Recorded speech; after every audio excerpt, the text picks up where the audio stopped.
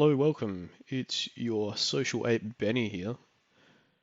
Today I thought I'd start off with the series of the short clips to explain every encounter in Vow.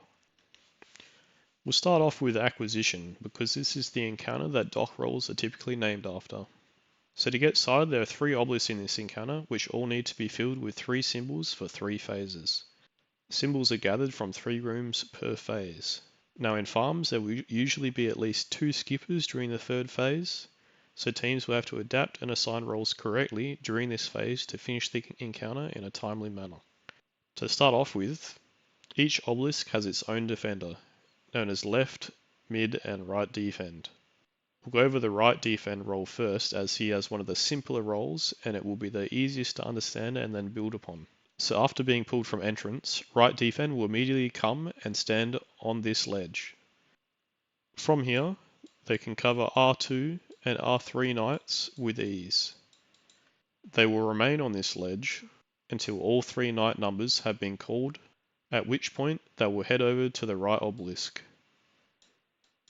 They will call the right obelisk's colour if it was 3rd, and while doing so they need to focus and eliminate all red bar adds, excluding on stops and broom screebs. Listen for the callout and focus the 2 symbols on the farthest sides of the obelisk. Having all red bar adds defeated before the phase ending will result in a faster resonate and a faster segment. After each phase, they return to the ledge and begin the phase anew.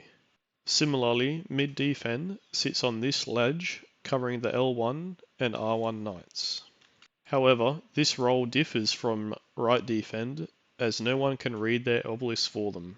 So after every knight kill, mid defend has to make a lap and read their obelisk. It is important to note that if your obelisk was first, you only need to make 2 laps, as you will typically be able to read the room colour on the 2nd lap. As with right defend, you should kill all red bar adds and prepare to input, prioritising the farthest faces from middle first. Left defend positions themselves along the side of the stop room, where they can cover the L3 and L4 knights. As with mid defend, he also needs to lap his obelisk every night call. Like the other defend roles, you kill your adds and prepare to input on the farthest faces of the obelisk. Moving on to right run, the first run role I'll be covering, runs the 3rd room in each phase and typically sits under the bone on the right side. From here they can read the obelisk without dropping down and can cover the R4-5 and L2-5 knights. They can also access the door controller from this position, and they are responsible for managing the doors for the first 2 rooms. At each night call they should immediately respond to room calls and open doors if required. All the rooms on the left and right open and close with a door controller, with enter being included on the left side.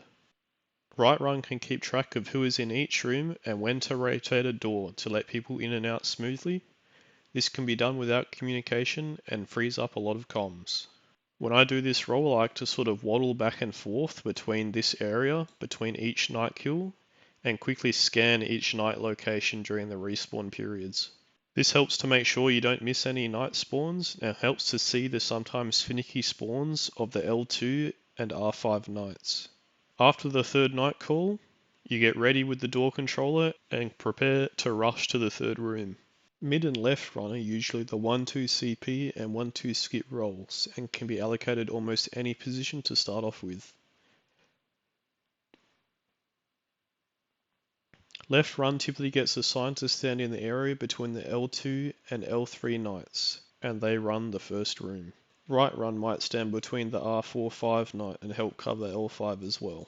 It doesn't really matter, but to make your run more consistent, I would have the person running 2nd room be on the bone to assist in covering the L2 knight for the first 2 calls, as this is the most annoying knight to cover.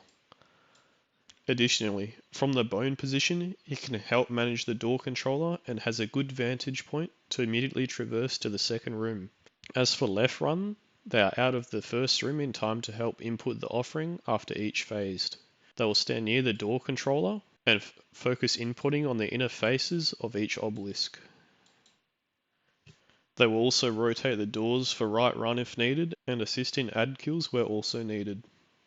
For the 3rd round, Mid-run typically leaves a 1-2 skip after the first knight kill, and left run leaves a 1-2 checkpoint after they do the first room.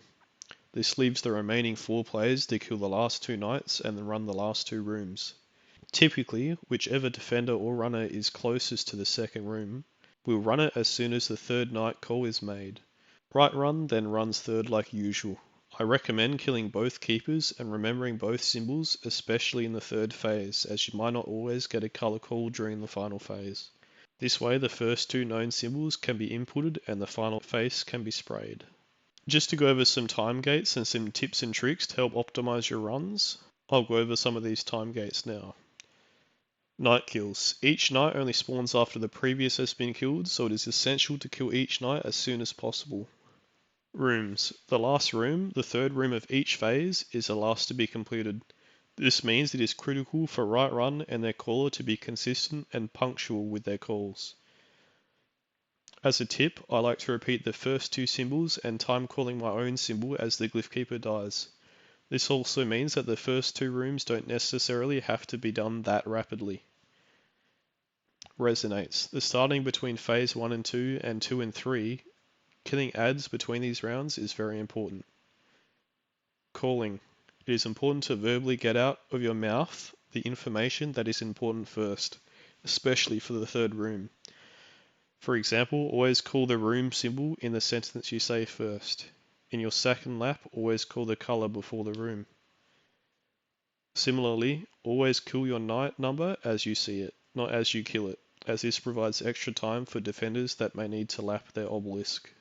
Thanks for listening. I had a cold at the time of recording this, so thank you for putting up with me.